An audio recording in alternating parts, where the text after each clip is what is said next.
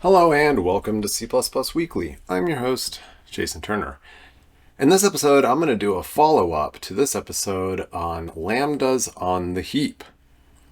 I made some mistakes in this episode, and I learned about those mistakes before I aired it. But I went ahead and let it air because I wanted to see what the response would be.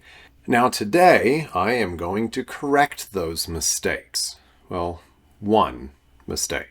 As always, thank you for watching, and be sure to check out the video description for links to my books and upcoming conference workshops that I might be offering in an area near you. This episode is sponsored by JetBrains, and I wanted to let you know that I do personally use CLion in my work.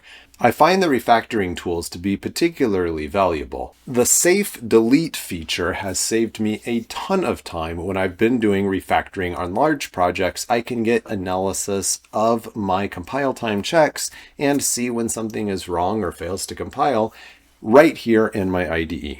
So be sure to check out the links in the video description for a discount code and more information about how you can check out CLion.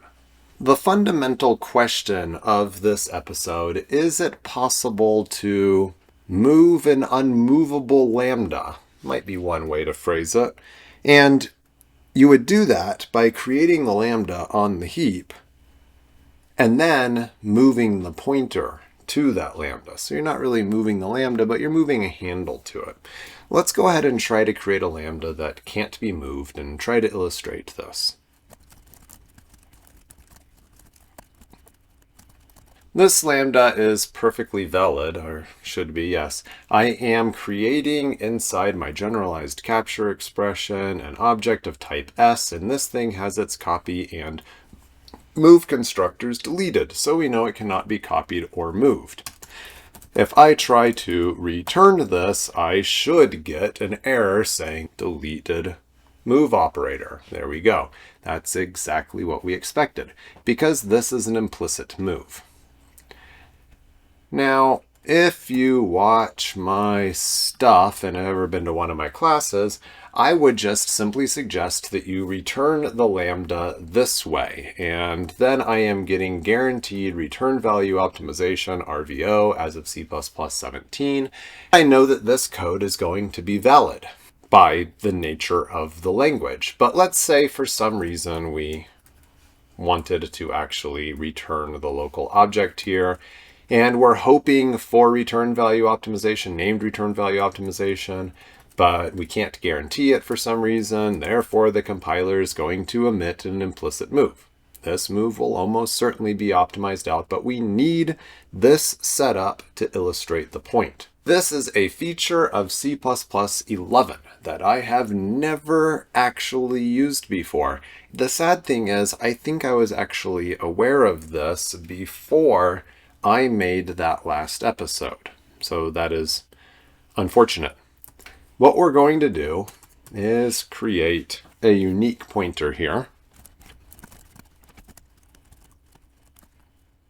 This is what we would like to do. We want to use this new AutoSyntax, but we're getting a compile time error here saying that class template argument deduction has failed. And it's possible that I got some of the syntax wrong, so we're going to break this up into multiple pieces.